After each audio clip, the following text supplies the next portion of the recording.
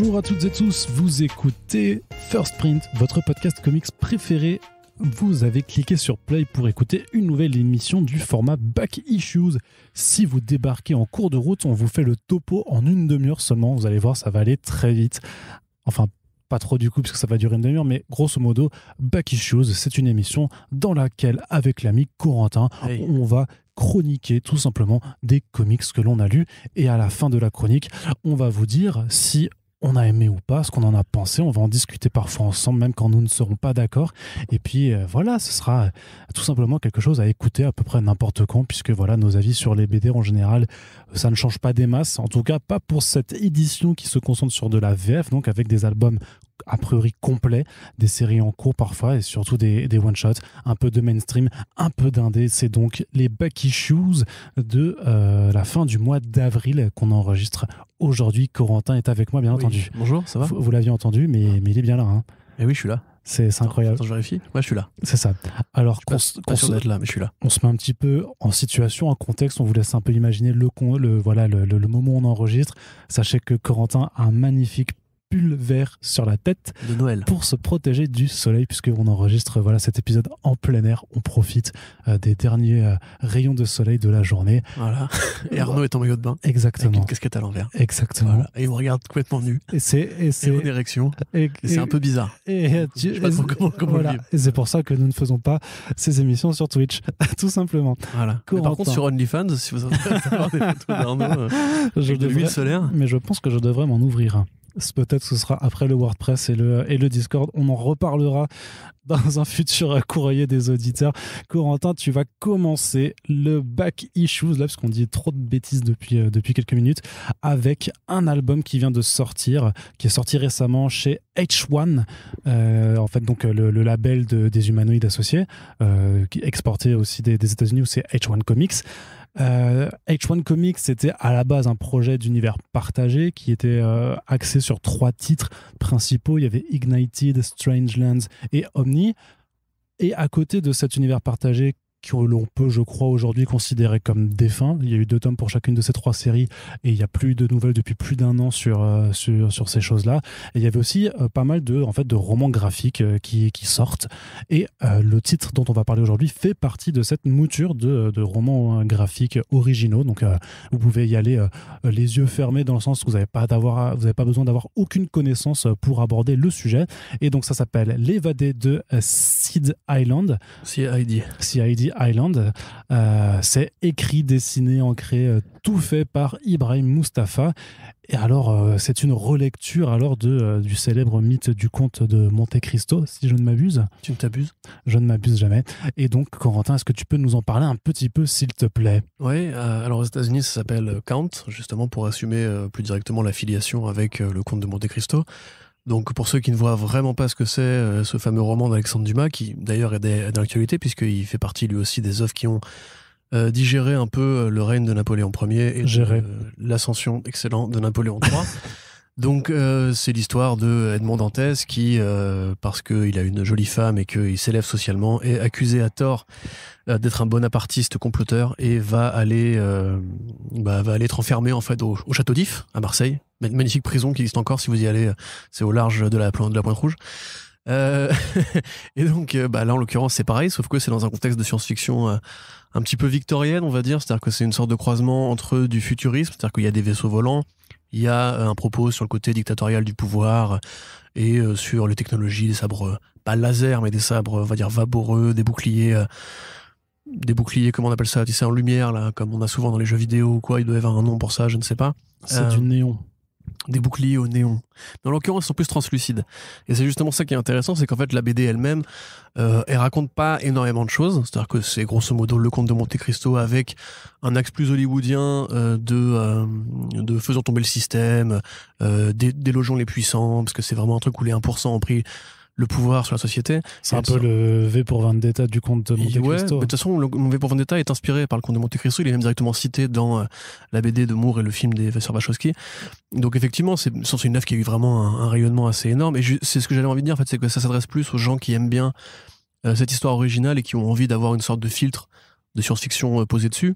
Ça a pu être le cas, je crois qu'il y a déjà eu des adaptations un petit peu, pas de cette histoire-là, mais il y a déjà eu des adaptations futuristes de classiques de la littérature, comme Les Miséroïdes, qui est une relecture des Misérables version film d'action, tu connais peut-être? Avec Jean-Claude Van Damme, mais si, tu l'as vu. Arnaud les Inconnus. Les Miséroïdes, Jean-Claude Van Damme. Cosette, tu vois, c'est sympa ça? Ah ouais, je l'ai plus. Oh, c'est pas mon préféré. Avec Valjean, mais si. Enfin, bref, tu sais pas ce que tu dis. Et donc, du coup, c'est un peu ça. C'est-à-dire, grosso modo, c'est un univers qui est très agréable à l'œil, qui est très chatoyant, qui évoque un petit peu ce côté aussi roman de baleinier. C'est un petit peu comme dans. On en avait parlé récemment pour Moutafuka, tu sais, cette époque où Moby Dick était vraiment dans l'inconscient collectif de tout le monde. Et là, ça reprend un peu ce côté-là, c'est-à-dire que les vaisseaux ont des formes de baleines géantes. Il y a vraiment un côté pêcheur, genre le héros Redxan Samud, donc qui est pas du coup une Monantès, hein, mais qui va après devenir une sorte de pirate pendant ses années d'exil.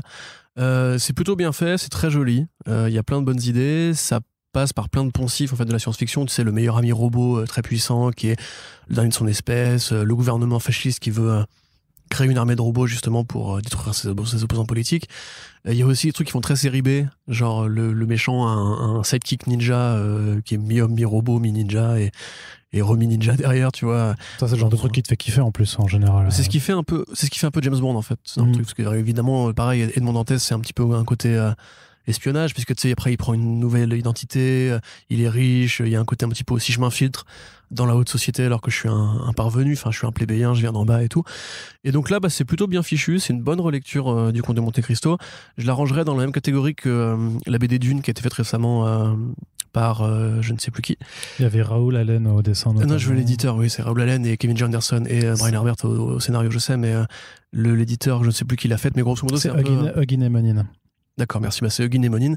Comme je l'avais dit à l'époque, en fait, c'est plus utile si vous avez lu le roman Dune et que vous voulez juste avoir un point de vue artistique posé dessus et que vous êtes fan de art science comme ça à l'ancienne, qui n'a pas un propos vraiment sur la science, mais qui est de la science-fiction grosso modo d'univers. C'est-à-dire où on cherche justement des beaux décors, des beaux costumes. C'est vraiment c'est du world building 101, tu vois. C'est grosso modo, c'est comment imaginer un monde dans lequel on va vivre une aventure qui va être très cadenassée, très calibrée, très dirigiste, mais dans lequel finalement on se sent bien parce qu'on recherche justement ce petit échappatoire graphique, artistique, et pour le coup Mustapha est très fort.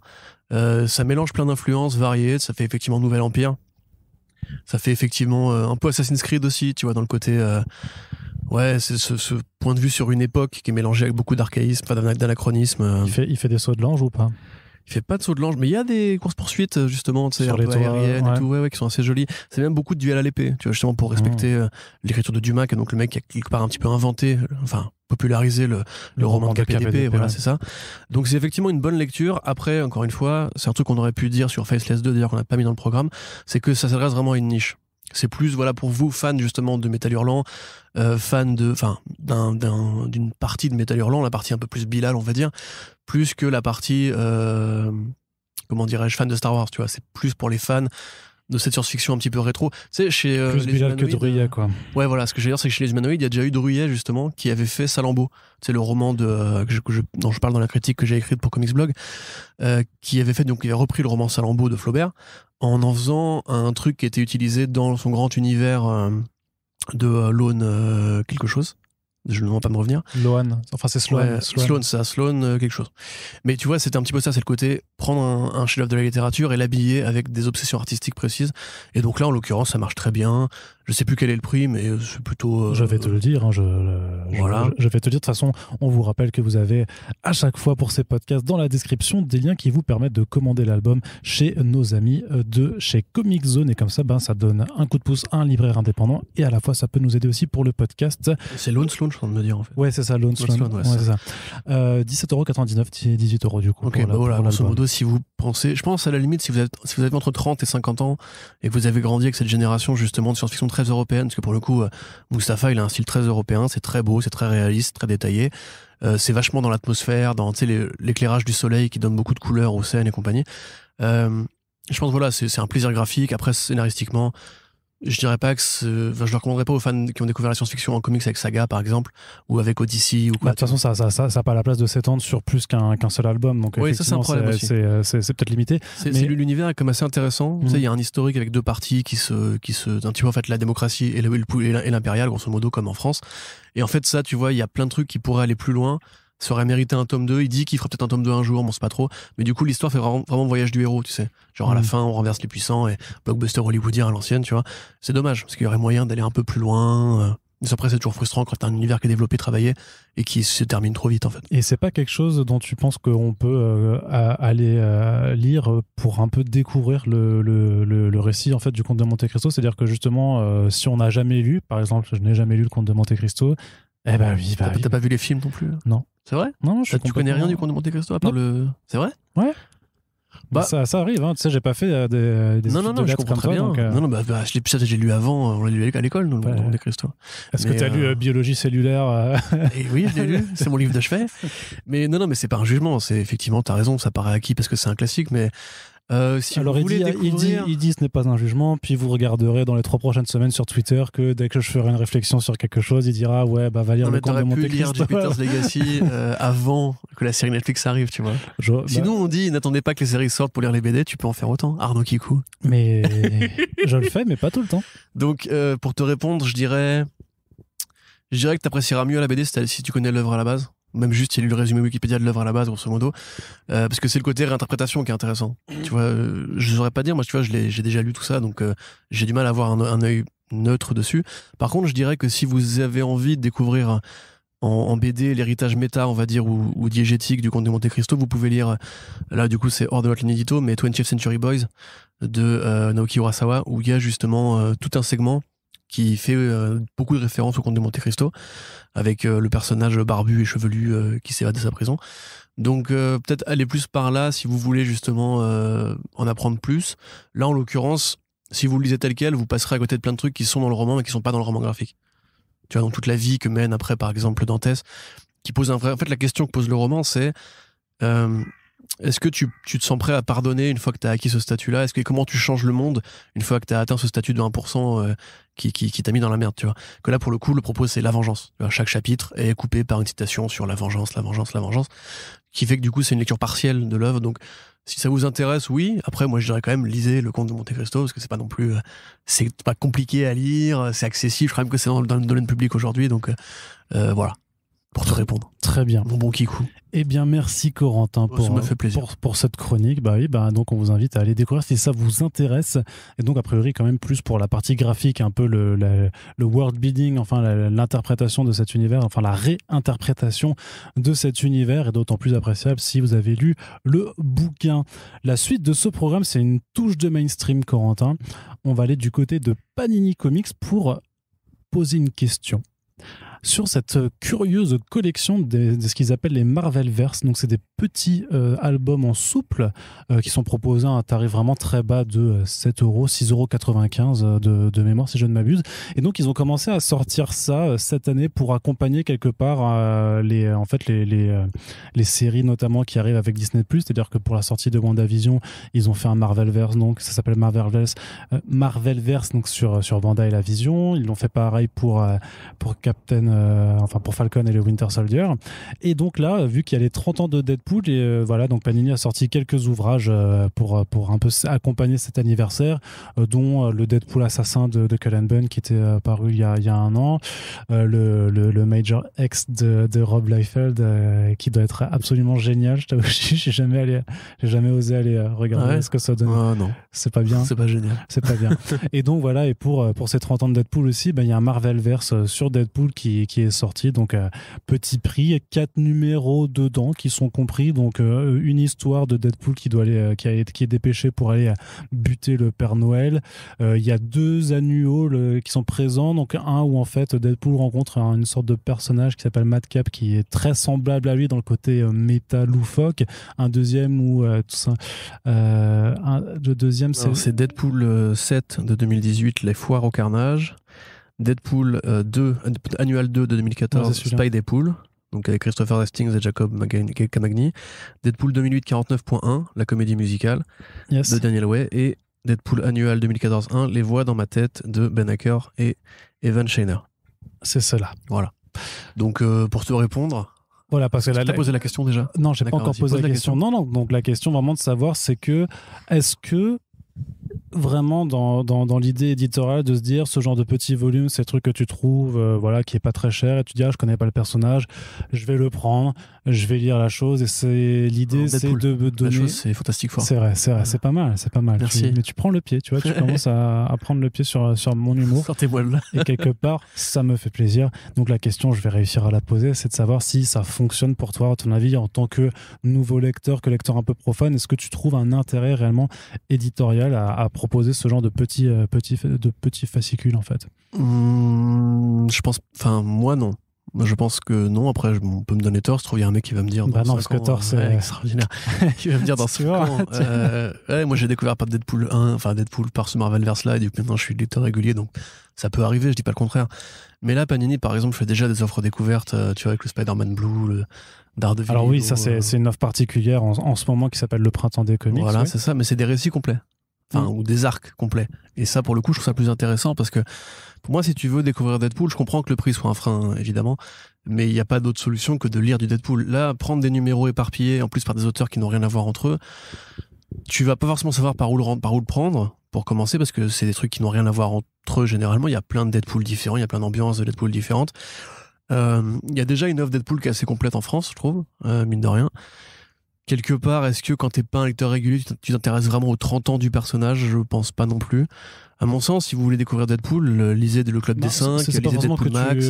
que tu t'intéresses au personnage, mais disons que tu peux être un lecteur plus ou moins régulier de Marvel, que t'as jamais encore lu de Deadpool, et tu dis, ah bah tiens, voilà l'occasion de sauter le pas, de franchir la chose. Mais moi, je pense que c'est plus un truc qui s'adresse aux lecteurs occasionnels qui sont intéressés par les comics, mais qui n'ont pas forcément ni le budget, ni le temps, ni l'envie de s'y intéresser vraiment donc durablement. Les vrais profanes. C'est ça, voilà, qui vont choper le numéro pour se dire que ça les valide quelque part dans leur envie d'en découvrir plus. Après, est-ce que ça se convertit derrière en acte d'achat pérenne, on va dire? Je pense pas. Ça, c'est le pari. Mais moi, je trouve que j'ai été comme ça, tu vois, une époque. C'est-à-dire qu'à une époque, il y avait les Marvel classiques qui sortaient régulièrement chez Panini, qui étaient des floppies, quoi, enfin des singles, grosso modo, où il y avait souvent 1, 2, 3 singles maximum dedans. Et j'ai été ce mec qui, à l'époque où je lisais pas de Marvel du tout, par exemple, quand je prenais des convois SNCF, enfin le train, les convois SNCF, quand je prenais le train, j'en chopais un, c'est pour me dire, moi j'aime bien les super-héros, donc je vais peut-être, tu vois, juste voir un peu, etc. Et je me suis pas converti derrière, en fait. Ça m'a pas donné envie, ça m'a juste calé un creux, un appétit que j'avais à ce moment-là. Et derrière, il a fallu vraiment que je me transforme en lecteur, enfin en assidu, grosso modo, et de DC et ensuite de Marvel, pour vraiment que ça marche. Donc, moi, je dirais, franchement, si vous avez un choix à faire, si vous avez que 7 balles à mettre en comics ce mois-ci, déjà désolé, c'est la crise, c'est dur. Achetez plutôt Spider-Man Blue, Daredevil Yellow, tu vois, par exemple. Parce que c'est là, pour moi, il y a un début, un milieu, une fin, c'est un classique intemporel, ouais. Et le rapport prix-page est excellent, tu vois. Bah pour le coup, surtout qu'en plus, mais après, c'est une opération très particulière qui est ponctuelle, qui est pas, alors que ceux-là, tu devrais les retrouver plus longtemps dans le commerce. Et mais oui, c'est sûr que là, en ce moment, le format cartonné, avec effectivement quelques récits absolument incontournables, ou quelques très bons débuts de run aussi, hein, parce que tu as aussi, tu sais, le premier tome du Venom de Donny Cates. Et je m'écris pour Marvel, Ron, qu'est-ce que tu racontes? Ah, c'est bien, Corentin. C'est pour toi, bébé. Ah non, mais tu m'as mon propre jeu, c'est très très fort. Mais oui, c'est relou, après tu perds le fil et tout. Ouais, c'est vrai. C'est un peu ce qui est en train de se passer, mais moi je trouvais quand même qu'en tout cas dans le choix des numéros là-dedans, ça te permettait quand même d'avoir un bon aperçu de ce qu'est le personnage. Alors il y a quand même une faute majeure, à mon sens, si le but c'est vraiment de faire découvrir le personnage à des lecteurs profanes. Après, je peux comprendre qu'il n'y ait pas la place ou qu'il n'y ait pas eu les moyens de prendre un mec pour rédiger de l'éditorial dessus, c'est qu'il n'y a pas d'édito en fait. Ouais. Dans les pages de garde, grosso modo, ça te renvoie vers d'autres albums, dont l'anthologie Je suis Deadpool, qui est peut-être effectivement l'ouvrage le plus simple pour aborder le personnage vraiment par tous les bouts et savoir après quel type d'histoire vous plaît. Mais dans la composition des numéros, dans leur choix, je trouvais que c'était plutôt intéressant parce que tu as vraiment ce côté juste du Deadpool à la rigolade mais violent et dans des histoires un petit peu à prendre au second degré, puisque voilà, c'est des gamins qui n'ont pas reçu leur cadeau qui est employé pour aller buter le Père Noël, sauf qu'on s'aperçoit, donc je spoil un peu mais c'est pas grave parce qu'il faut apprécier l'histoire pour l'humour, qu'en fait le Père Noël livre plus de cadeaux parce que le lutin qui était le chef de l'usine de cadeaux en fait s'est barré pour former sa propre compagnie de jouets style Amazon, et que maintenant il exploite tous les lutins du Père Noël. T'as l'aspect comédie musicale qui est vraiment complètement barrée, où c'est une sorte de Deadpool qui raconte sa vie de façon méta, et il faut s'imaginer avec les paroles que t'es vraiment dans un pur délire musical, ou même l'approche avec Madcap, où là t'as vraiment cet aspect très métatextuel du personnage qui s'amuse avec ce que peut apporter la BD en tant que médium, c'est-à-dire que c'est un personnage où à un moment ils vont être mêlés et ils arrivent quand même à utiliser les cases de dialogue pour matérialiser en fait des formes ou des objets dans la bande dessinée, que ça a un impact dessus. Donc c'est quelque part, tu vois, c'est différentes façons de présenter ce que le personnage est, comment les auteurs peuvent l'utiliser, et ma foi je trouve que ça donne quand même un tour d'horizon assez complet de si t'as bien aimé, on va aller 2 numéros, 3 numéros sur les 4, bah là effectivement tu peux passer à l'étape supérieure et économiser pendant 2 mois pour avoir 14€, puis un troisième pour avoir 21, puisque les bouquins de Panini sont un peu plus chers, et après tu peux passer, tu vois, à l'achat d'un tome plus régulier. Oui. Tu es d'accord ? Je suis d'accord. D'accord. Eh bien, du coup, on va même pas pouvoir. Ça me va. On va même pas pouvoir débattre. Très bien, Corentin. Bah écoutez, en tout cas, voilà, si vous avez des petites pièces qui restent dans votre porte-monnaie et que vous voyez sans librairie, ça peut être quelque part une option, en tout cas, pour à la fois soit vous-même aller découvrir quelque chose en rapport avec une quelconque actualité, ou même si vous êtes généreux, que vous ne comptez pas vos sous, et bien plutôt que d'aller acheter un kebab pour boucher vos artères, offrez peut-être un petit Marvelverse à vos proches. Et ne mangez pas, du coup. Et ne mangez pas. Non, vous mangez les pages du bouquin. C'est moins digeste quand même. Ah, mais ça cale. C'est vrai. Tu vois. On passe à la suite. Allez. On passe à la suite, toujours du mainstream. Grosse licence, grosse exploitation, avec le tome de Deceased Hope at World's End de Tom Taylor et de beaucoup d'artistes. Alors, qu'est-ce que c'est Deceased ? C'est la grosse saga Marvel Zombies, mais chez DC, qui a très bien fonctionné, qui est mené par Tom Taylor, donc auteur à succès de Injustice, de Suicide Squad, de Nightwing, Hellblazer Rise and Fall. de Hellblazer Rise and Fall également. Et donc, en fait, DC, c'est dessiné par Trevor Hersin en général. Il y a une première saga, une première mini-série qui a été faite. Après, il y avait eu un spin-off qui avait été fait, qui racontait la même histoire, mais du point de vue des méchants. Donc, l'histoire, grosso modo, c'est que la Terre, en fait, est envahie par une forme corrompue de l'équation d'antivie qui transforme tous ceux qui sont touchés par elle en des zombies, tout simplement. Et le problème, c'est que c'est une équation qui se transmet par les signaux numériques. Donc voilà, dès que tu regardes ton smartphone, paf, tu deviens un zombie. Et le truc, c'est que ça touche aussi bien les êtres humains que les super-héros. Donc autant quand il y a des mecs comme moi et Corentin qui sommes contaminés, c'est relou, mais ça se gère. Autant quand c'est Black Adam, quand c'est Superman ou ce genre de choses, c'est un petit peu plus compliqué à gérer. Et donc, ce qui s'est passé, c'est qu'un deuxième volume était prévu, mais l'année dernière, au printemps 2020, pour répondre en fait à la crise que subissait toute l'industrie, tout le marché américain, DC avait dans un premier temps fait sécession de Diamond Comics pour continuer à livrer des comics au format papier, mais ils ont aussi mis un gros effort pour développer plus leur gamme de comics en numérique pour se faire de la thune, tout simplement, parce que l'argent ne fait pas le bonheur, mais à un moment, il faut bien payer le loyer. Et donc, dans ce développement d'une gamme de Digital First, qui était déjà présente, mais voilà, sur laquelle il a vraiment fallu mettre l'accent, eh bien, il fallait proposer des titres populaires, tout simplement, des choses qui avaient bien marché, pour qu'on donne aux gens l'envie de retourner à la caisse, même si c'était pas sur du format papier. Et donc, envie d'avoir envie. Voilà. Deceased, c'était clairement une bonne solution toute trouvée, puisque clairement, Tom Taylor avait encore des histoires à raconter dans cet univers avant d'attaquer la suite. Et là, grosso modo, c'est donc une histoire qui se passe en parallèle des événements de la première mini-série. Ça se passe vraiment, alors pour ceux qui ont lu Deceased, premier du nom, ça se situe juste au début du numéro 5. En gros, une grosse ellipse là-dedans. Et donc, on va voir Superman et tous ses consorts qui ne sont pas encore contaminés par l'équation d'antivie se regrouper, essayer de sauver un maximum de personnes dans les quelques lieux de sécurité qui existent encore. Ils vont demander de l'aide à Black Adam qui, lui, en tant que régent du Kandak, en fait, a fait les efforts qu'il fallait faire, c'est-à-dire sacrifier toute la partie de sa population qui était infectée pour rendre le Kandak sûr. Sauf que, d'une part, Black Adam va lui faire « Non, c'est mort, t'es migrant, j'en veux pas ».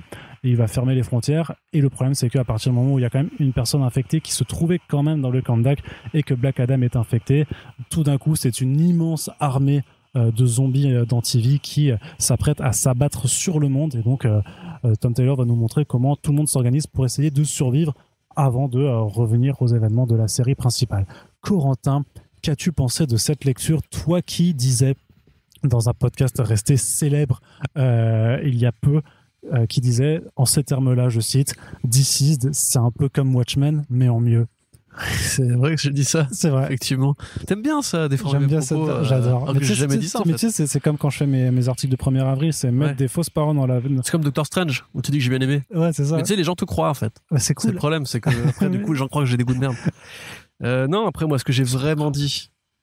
Vas-y, qu'est-ce que t'as vraiment dit?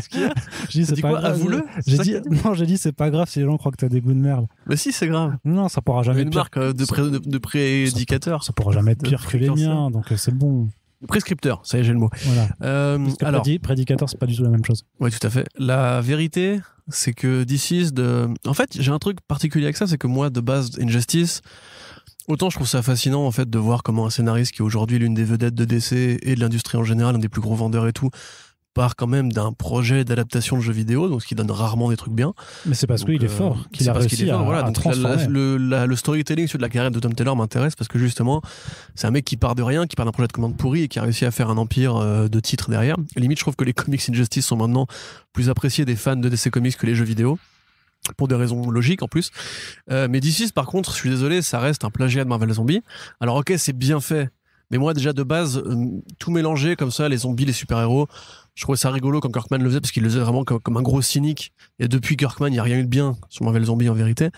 Donc Tom Taylor, il est bon. Mais ce que je disais, c'est que grosso modo, je vois déjà l'effet redondant. Et je vois aussi, surtout, que c'est encore une justice. Enfin, c'est encore un univers super violent, où tout marche main dans la main, où tous les personnages sont présents, où on gère une menace à l'échelle globale, grosso modo. Et c'est vrai que ça, j'aime moins chez lui. Je préfère quand il s'intéresse à des personnages plus localisés, sur des runs où il gère une petite équipe ou un seul héros. Et quelque part, voilà, pour les premiers tomes de DC, c'était un peu le cas.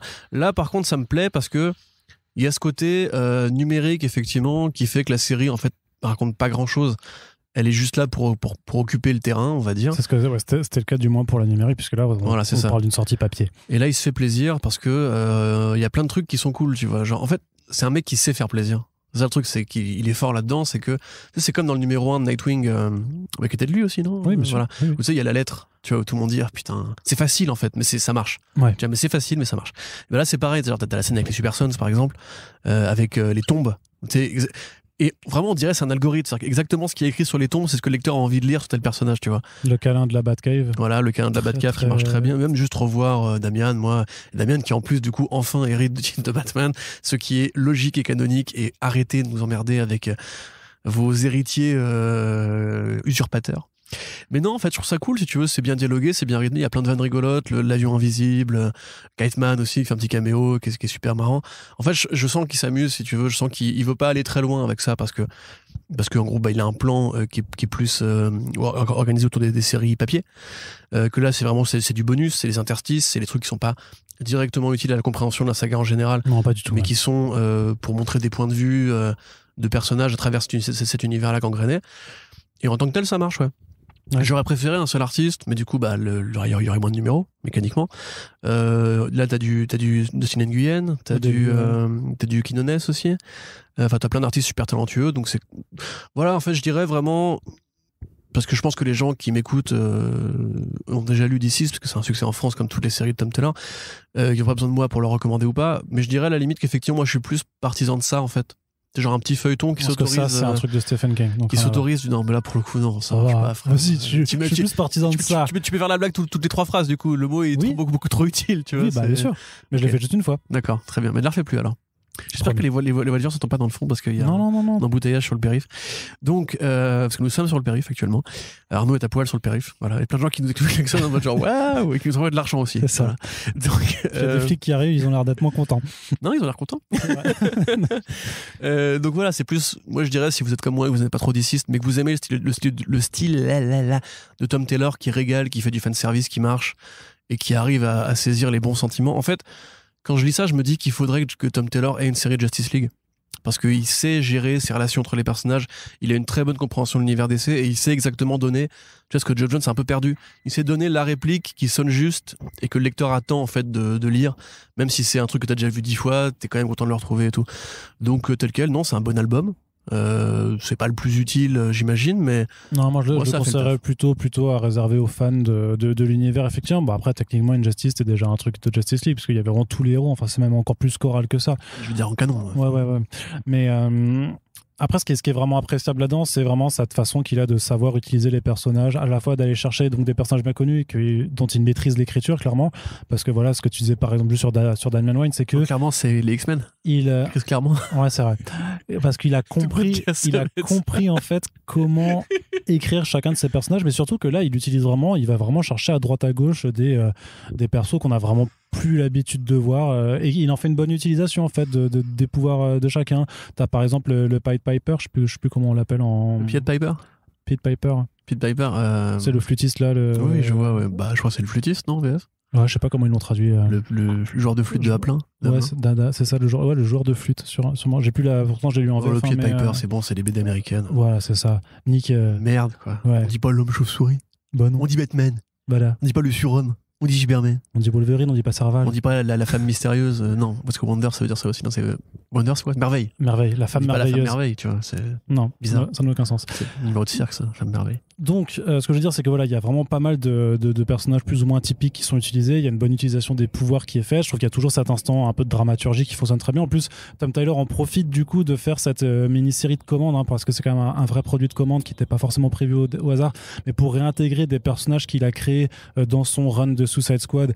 Donc c'est Aerie et Wink qui sont très bien écrits aussi, enfin parce qu'il les maîtrise de toute façon, mais qui apportent vraiment quelque chose de sympathique. Par contre, je sais pas si toi ça t'a frappé ou pas, mais j'ai vraiment trouvé par contre que le contexte de sortie de cette série, t'arrives pas à t'en détacher quand tu lis les choses, parce que c'est très faut s'entraider contre l'ennemi qui est aux portes, et même si tout semble perdu, faut se serrer les coudes et c'est ensemble qu'on gagnera. Et ça, enfin c'est très Covid quoi en fait, dans le message. Il y a vraiment un côté de Tom Taylor, il écrivait ça à ce moment-là, il était enfermé chez lui, il savait que tout le monde était un peu enfermé chez lui. L'épidémie de zombies de base, c'est une allégorie qui était souvent utilisée pour les... Ouais, mais là encore plus en fait, et bien plus que dans les autres volumes ou que dans d'autres récits de ce truc. J'ai vraiment trouvé que c'était difficile de se détacher du contexte de j'ai écrit ça parce que j'étais confiné, que tout le monde d'autre était confiné, et le truc c'est que autant là ça passe encore très bien puisqu'on est toujours confiné au moment de la lecture, mais que d'ici mal vieillir. Ouais, c'est ça, que celui-là particulièrement, ce spin-off là risque de mal vieillir comparé à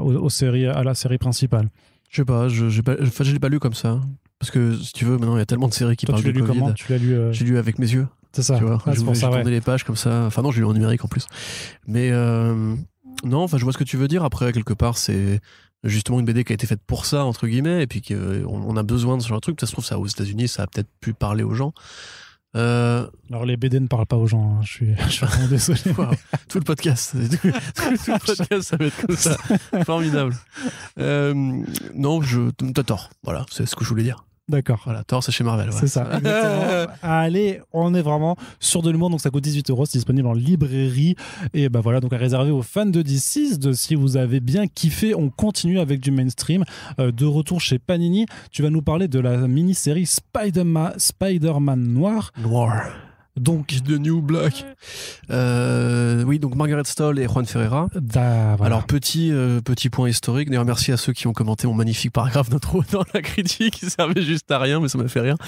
C'est vrai que pour ceux qui nous lisent aussi, alors on écrit des critiques des fois. Voilà, pas juste podcasteur. Non, mais disons qu'il y a une tradition parfois dans les articles de Corentin, vu qu'on bosse ensemble depuis quand même 7 ans, c'est que au fur et à mesure en fait du développement de notre relation, Corentin, dans quelques articles, s'amusait en fait à faire des introductions où il nous met en scène.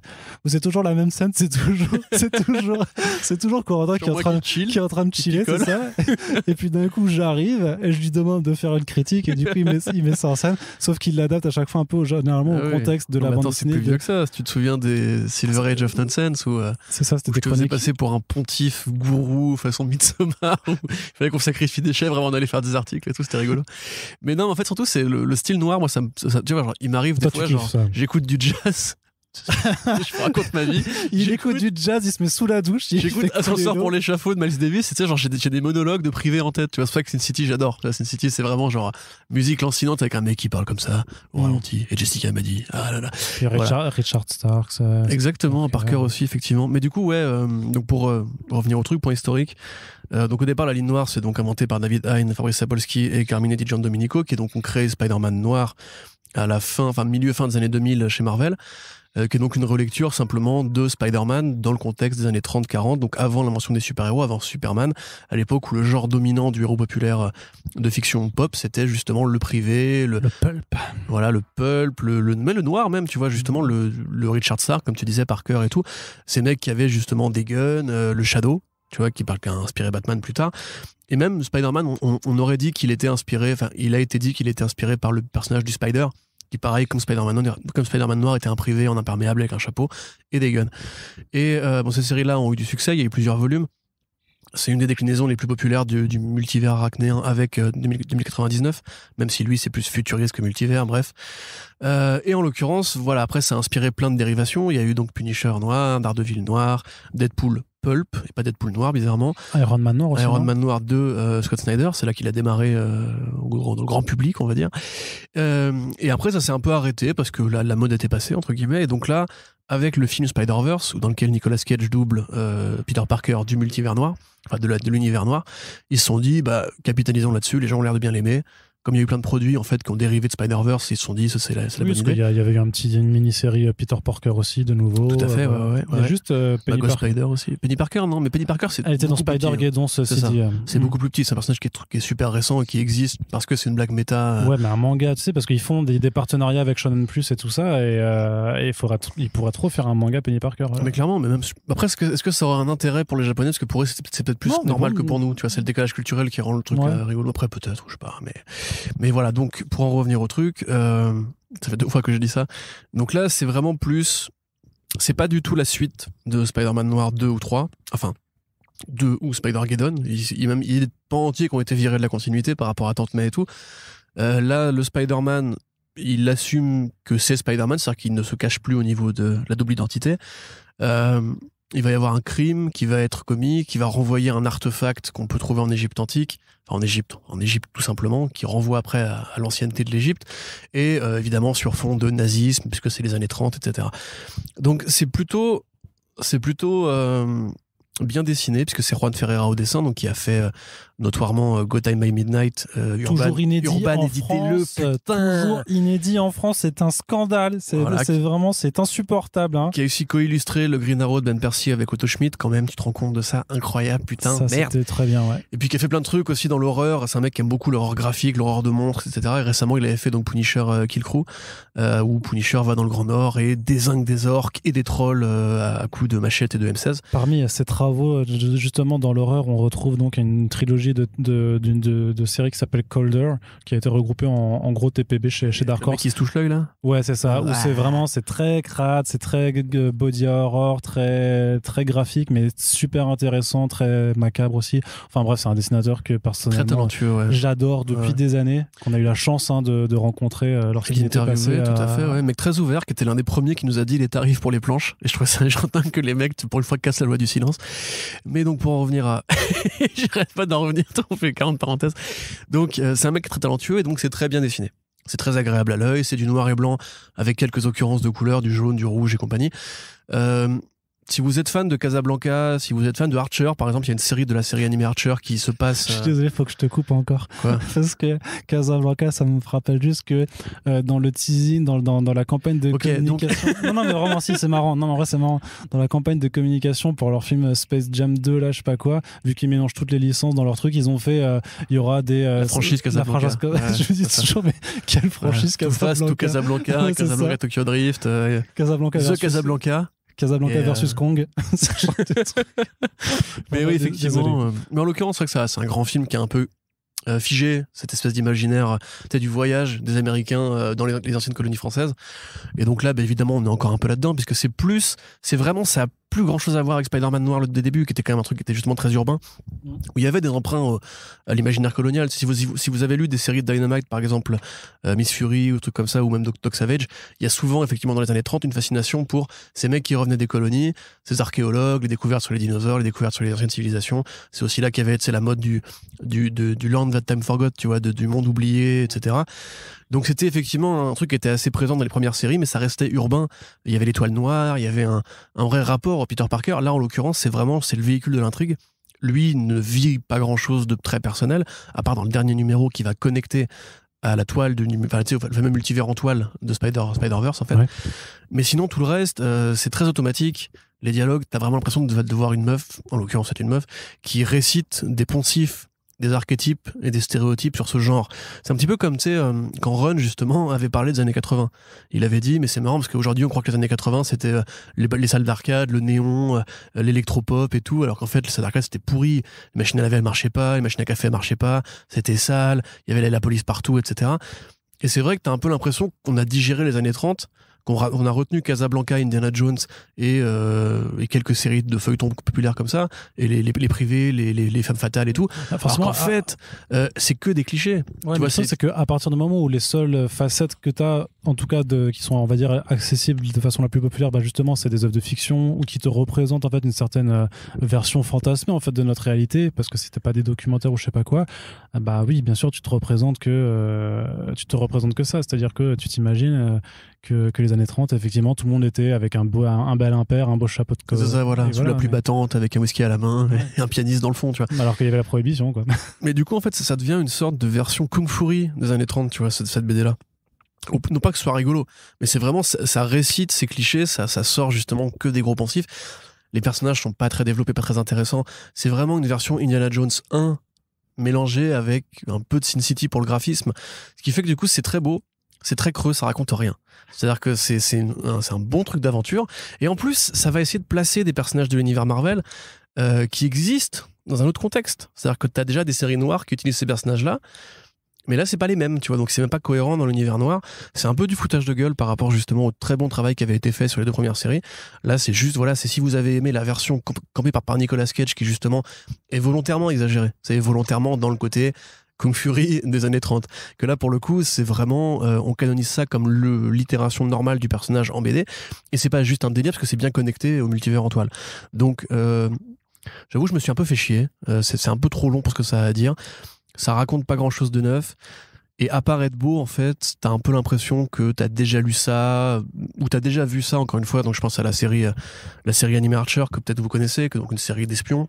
Il y a une saison dans laquelle le héros tombe dans le coma et s'imagine un délire dans les années 30, donc dans les années, pas forcément prohibition, encore que si, peut-être un petit peu. Mais voilà, les années femme fatale, les années cabaret, les années détective privé. D'ailleurs, Archer est détective privé dedans.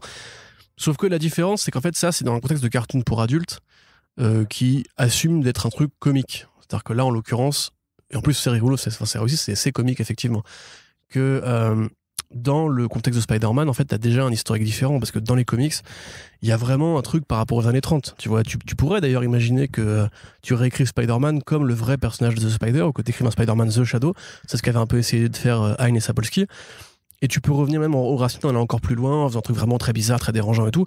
Là, en fait, ça prend l'angle blockbuster, et le comparatif avec Indiana Jones, c'est vraiment intéressant, parce que t'as les nazis, t'as les courses-poursuites, t'as l'exploration du tombeau, t'as tout ça, et on essaie de mélanger ça avec le thème arachnéen pour quand même que ça reste un peu personnel. Parce qu'en plus, voilà, il y a un historique avec le totem de l'araignée, pardon, avec tout ce côté un peu mystique, un petit peu magico-ancestral de l'araignée.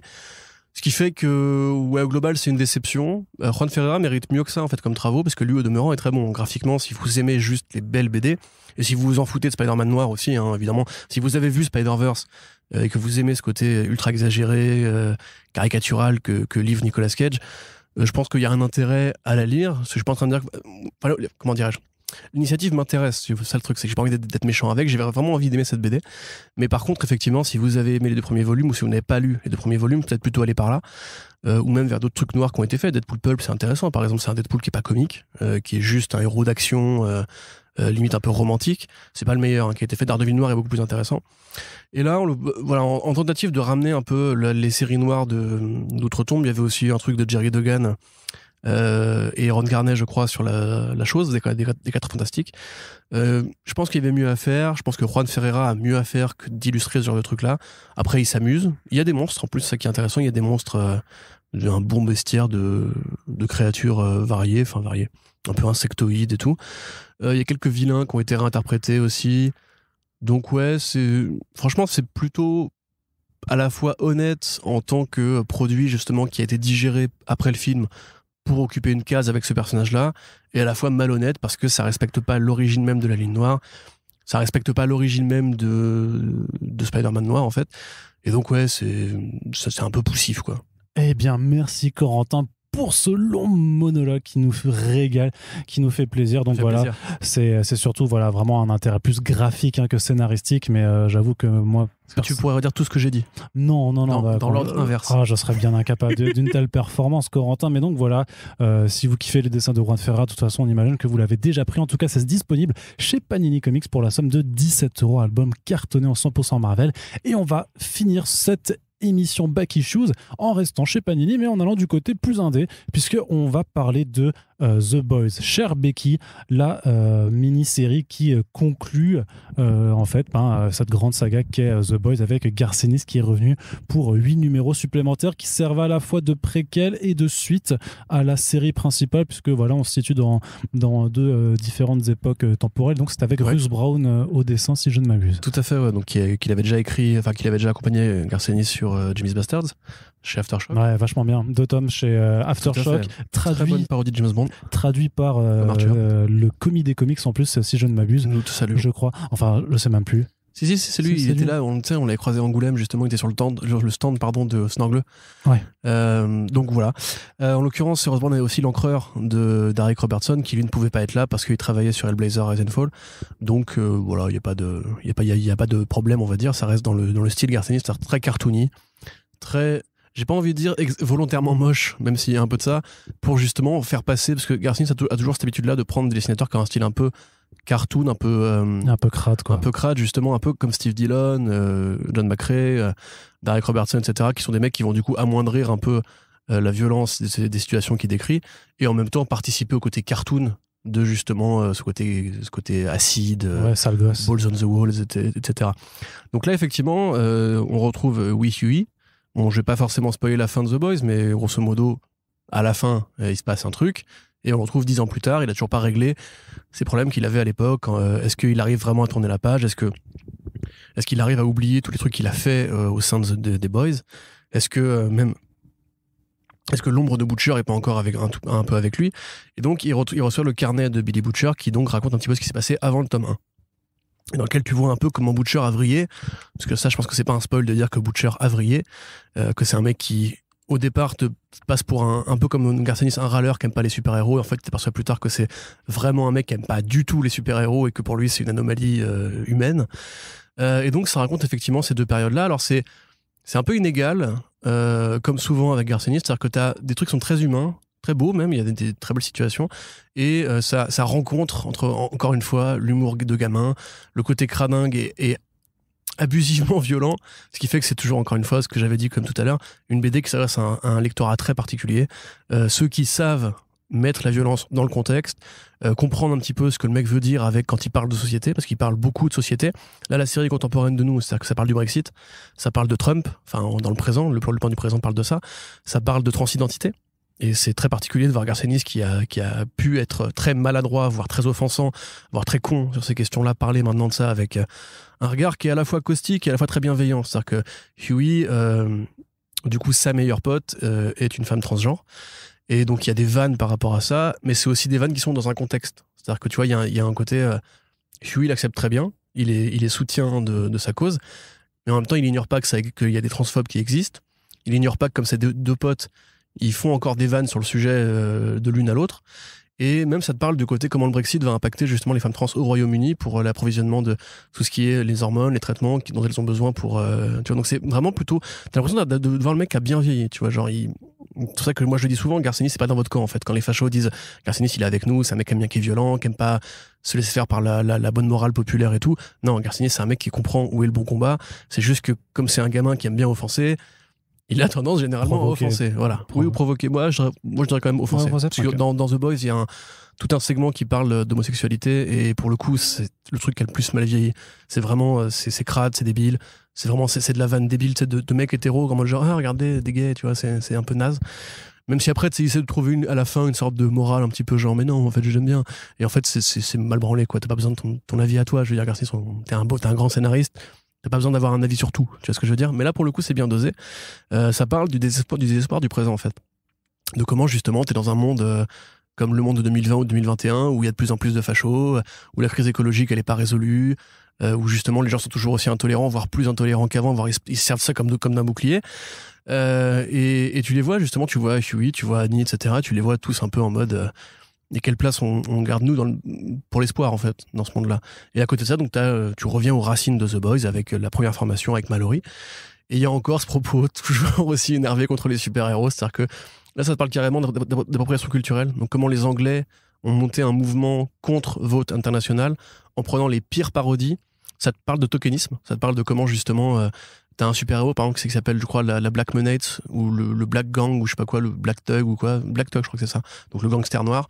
Et qui, en fait, on t'explique que c'est un nom raciste, que la boîte a choisi un nom raciste, parce que du coup, elle mise sur le stéréotype du noir gangsta. Et en même temps, la boîte te répond, ouais, mais lui, il se définit comme ça, et c'est à lui de le dire, c'est pas à nous blancs de le faire, etc. Donc tu vois, en fait, le côté token, tu vois le côté à la fois, genre, on veut se parer de bons sentiments en jouant sur une imagerie qui renvoie à des stéréotypes. Donc c'est plus futé que prévu, c'est assez dense, enfin, en seulement 8 numéros. Mais ce qui est vraiment intéressant, évidemment, au-delà de toutes ces considérations, c'est le point de vue sur l'amour de Garth Ennis, qui est un des grands thèmes de sa bibliographie, quoi qu'on veuille bien en dire. Preacher est une histoire d'amour avant d'être une histoire sur la religion. Et là, c'est bien fait. Il t'explique que Butcher a vrillé parce qu'il a perdu l'amour de sa vie, et que Huey, il peut s'en sortir qu'en restant avec l'amour de sa vie, tu vois. Donc c'est plutôt bien fait, c'est toujours aussi humain, c'est toujours aussi drôle. Il y a plein de saillies qui sont super marrantes. C'est toujours aussi violent. Honnêtement, je trouve qu'il va encore trop loin, tu vois. Moi, ça me fait marrer, tu vois. Il y a vraiment des scènes de torture gratuite. C'est genre, je te torture parce que je t'aime pas, tu vois. Et là, honnêtement, c'est là que je dis, si, je sais pas, vous avez entre 15 et 20 ans, si vous nous écoutez, que vous avez découvert la série vous avez découvert la série Amazon Prime Video, qui est vraiment une version sans sucre. Édulcorée, ouais. Voilà, c'est la version gluten de The Boys. Hein. Dites-vous évidemment que ça va beaucoup plus loin. C'est vraiment, il y a quelques scènes de la série The Boys qui sont à ce niveau-là de violence, mais là, c'est de la cruauté, en fait, tu vois. Donc, c'est à contextualiser. Après, c'est cool de voir Garth Ennis revenir, parce que pour le coup, c'est un vrai point final. Tu peux plus rien raconter après, c'est fini. Donc enfin. Jamais dire jamais, hein, Corentin. Non, mais là pour le coup, enfin, mais c'est compliqué de sans spoiler, mais il y a plus de place aux super-héros après ce truc-là, donc il peut plus raconter grand-chose, à part évidemment des spin-offs sur d'autres personnages encore, sur d'autres moments. Mais lui, il est pas très fan des suites en vrai, Garth Ennis. Ouais, quand il les fait, c'est toujours parce qu'il est payé pour les faire, tu vois. Listen to me. Watch Me, Dynamite annoncer Tales from the Boys dans 2 ans pour se refaire après, encore. Après, ça pourrait être marrant d'avoir, tu sais, un petit peu comme pour Spirou, des lectures d'auteurs sur The Boys, tu vois. Genre, par exemple, un mec qui serait un autre parodiste, un autre satiriste, qui pourrait récupérer un des personnages et lui faire une aventure spéciale. Moi, ça m'intéresserait, tu vois. Mark Russell, tout à fait. Mark Russell, il y a un pan politique dans The Boys, ça parle de l'élection de Bush et tout, qui est en l'occurrence pareil, très offensante, puisque le mec qui veut mettre à la place de Bush est un mec qui a des problèmes mentaux. Mais voilà, c'est toujours pareil. Mais du coup, ouais, non, moi, je considère que pour la niche des fans de Garth Ennis dont je suis, c'est un super boulot. Ça se lit carrément bien, c'est cohérent avec le reste de la saga, ça redconne pas trop, et ça donne une perspective plus humaine à Butcher qui quelque part en fait. Enfin, The Boys, tu vois, ça démarre comme une blague méta en fait. C'est-à-dire que quand The Boys démarre, c'est juste une BD qui va parler de super-héros, qui va dire pourquoi c'est pas bien les super-héros. Et puis quand ça évolue, je pense qu'il a vu le succès de la série, il a fini par bifurquer de lui-même vers un truc qui était plus dense, plus chargé, en réécrivant beaucoup des premiers numéros, enfin en faisant beaucoup de retcon. Pour en faire en fait l'histoire justement de Butcher, de Huey et du Homelander, ce que la série du coup a mieux digéré et mieux compris. Mais là en l'occurrence, ça te remet un point d'ancrage avant ça pour t'expliquer qu'en fait depuis le début c'était vraiment une histoire humaine et pas juste un gros délire avec un mec qui a un chien qui viole des gens, tu vois. Donc parce qu'il y a ça aussi voilà dans la BD. Du coup voilà, enfin c'est, je sais pas quoi dire, c'est du Garth Ennis. Et je pense que ceux qui aiment Garth Ennis sauront quoi y trouver. Graphiquement, c'est toujours pareil. Quand tu lis du Garth Ennis, tu lis pas ça pour les dessins, à part quand il y a Goran Parlov. Là, en l'occurrence, c'est dans les canons de ce qu'il fait habituellement. C'est de la bonne cam. Tu recommandes quand même? Moi, si vous êtes fan de The Boys et vous avez lu toute la série, oui, je recommande carrément. C'est même mieux que plein de tomes de The Boys. C'est-à-dire que c'est moins absurde, c'est moins débile, c'est moins déjanté, mais le propos est toujours le même, c'est toujours aussi énervé contre le mainstream, c'est toujours aussi intelligent dans la façon dont les personnages sont pris au sérieux, parce que c'est vrai que c'est un truc c'est un reproche qu'on fait souvent à Garth Ennis par rapport à Punisher, tu vois. C'est qu'on lui dit, t'es le seul qui, grosso modo, t'obstine à revenir sur Frank Castle et l'écrit comme une ordure en fait, à laquelle tu peux t'attacher. Parce que tu l'écris tellement bien que, même si c'est un facho, tu peux t'attacher à lui, même si moi je suis pas un facho, tu vois, j'adore ce qu'il a fait sur le Punisher. Et parce que Garth Ennis, il arrive, si tu veux, à écrire des personnages avec lesquels il n'est pas d'accord, à juste insérer ce qu'il aime bien chez eux pour du coup les rendre plus intéressants. et du coup assumer que ce soit juste des gros salauds, mais que lui il ne juge pas les gros salauds. Enfin en tout cas c'est pas ces personnages-là à lui. Donc c'est toujours aussi bien fait, je dis, c'est intéressant d'avoir un mec qui comme ça arrive à écrire des vrais enfoirés, des vrais anti-héros, et leur donner du corps, une identité, une voix, une trajectoire qui est cohérente, et même parfois c'est un peu inquiétant parce que tu te mets un peu à leur place, tu vois. Tu te dis ouais, c'est vrai que c'est pas faux. Alors c'est pour ça que je dis à ne pas mettre entre toutes les mains, mais généralement toutes les BD de Garcenis, il faut toujours soit comprendre d'où il vient, ce qu'il veut dire, ce qu'il veut faire. Oui, il faut prendre un peu de recul aussi. Voilà, c'est un peu comme le rap, tu vois. C'est-à-dire que le rap, t'as plein de textes qui sont homophobes, qui sont misogynes. Moi, je suis pas d'accord avec. Mais dans un contexte, si tu veux, musical, ou dans un truc qui, grosso modo, est du storytelling, du personnage, de la mise en contexte, ou même simplement, en fait, une envie d'être con, tu vois, parce que ça existe, l'envie d'être con, des fois t'as envie d'être con, tu vois. Tu peux le comprendre, mais il faut jamais prendre ça au premier degré. Et en l'occurrence, The Boys, tu prends les personnages au premier degré, mais le propos, etc., c'est pris dans un storytelling plus diffus sur comment le Marvel et DC arnaquent les auteurs, comment eux, ils font des personnages pour faire de l'argent et pas forcément parce qu'ils ont un truc à raconter. Et pareil pour la politique, tu peux être totalement en désaccord avec ce que dit Garcenis en général, mais juste comprendre que lui, il a juste envie d'avoir un médium qui est la BD pour s'exprimer. Et moi, ça me va, tu vois. Mais je dis vraiment, ne filez pas ça. Si vous êtes justement dans des idéaux très progressistes et compagnie, vous allez lire ça, vous allez taper un rente. C'est normal. Et rien ne vous l'interdit, parce que vous demeurant, vous avez le droit d'avoir un avis sur un mec qui a entre 40 et 50 ans et qui continue à parler de société comme si il était entre guillemets dans la niche des gens que ça concernait encore aujourd'hui. Mais ce qu'il fait, il le fait bien, proprement et honnêtement, et ça, du coup, on peut pas lui enlever. Très bien, Corentin. Très très bien. Et toi, t'en as pensé quoi ? Ah bah je l'ai pas lu. C'est pour ça, moi, faut que je finisse The Boys, la série principale. Je suis dans le tome 5. Ah ouais, t'es loin alors.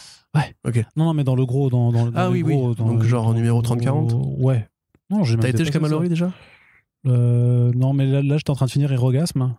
Ouais. Déjà. Ah, c'est le début, Hérogasme. C'est en numéro 20-21. Enfin, c'est entre le numéro 20 et 21. Ouais. Ok. Bah, j'ai encore du chemin à parcourir. T'es encore à la période où c'est juste une parodie. Ouais. Où il n'y a pas encore un vrai truc de fond. Non, c'est ça. Mais il faut prendre son temps aussi, et je le prends. Ce n'était pas du tout un jugement, ce n'était pas du tout. C'est déjà bien d'avoir été jusqu'à Hérogasme. Hein. C'est vrai. Bah merci. Merci de ton compliment, merci de ton soutien, Corentin. Je le prends en note, ça c'est pas souvent. Parce que par contre, c'est vrai qu'on a déjà eu le débat plein de fois, notamment d'ailleurs avec Fadiga une fois, sur le côté The Boys pour plein de gens, et même Mob aussi, enfin Sipan. Pour plein de gens, The Boys c'est vraiment c'est un point noir dans la Bible de Garcenis. C'est trop débile, c'est trop gratos, c'est trop vénère, c'est trop absurde, et c'est trop cul et tout. Et je peux le comprendre, c'est là qu'il a inséré beaucoup de trucs. Moi j'aime bien ce genre de délire cathartique en fait. Vraiment, mais par rapport, tu vois, à Hitman ou par rapport à Preacher, forcément, c'est quand même, c'est du South Park, tu vois, c'est vraiment le truc où il a mis toute sa colère et toute son acidité, tu sais, il crache sur la gueule, tu vois, enfin il crache sur la gueule de DC, etc. Donc pour plein de gens, c'est pas le meilleur truc à l'air de Garcenis. Il s'est fait virer, enfin son titre s'est fait virer de chez DC, justement à cause de ça, donc tu peux comprendre. Moi je comprends très bien, si tu veux, je suis un Garcenis Zouz comme je suis un Miller Zouz, tu vois, mais pour beaucoup de gens c'est pas le truc le plus évident. Hein. Ouais. Très bien, Corentin. Donc c'est sorti donc chez Panini, ça vous coûte 20 €. Donc ils l'ont sorti en souple comme les précédents albums en fait qui existent dans la dernière collection là. Donc justement les gros reliés souples. Justement t'as 6 gros tomes pour faire la totalité de la série. Donc ça viendra s'ajouter à votre collection. Je peux raconter une anecdote ? Bien sûr. T'avais lu The Pro toi, non ? The Pro, alors c'est avec l'héroïne qui est prostituée, oui. C'est une super prostituée.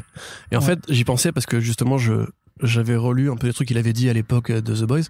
Et il expliquait, si tu veux, que pour la promo de The Pro, Amanda Conner, donc c'est Amanda Conner qui proposait ça.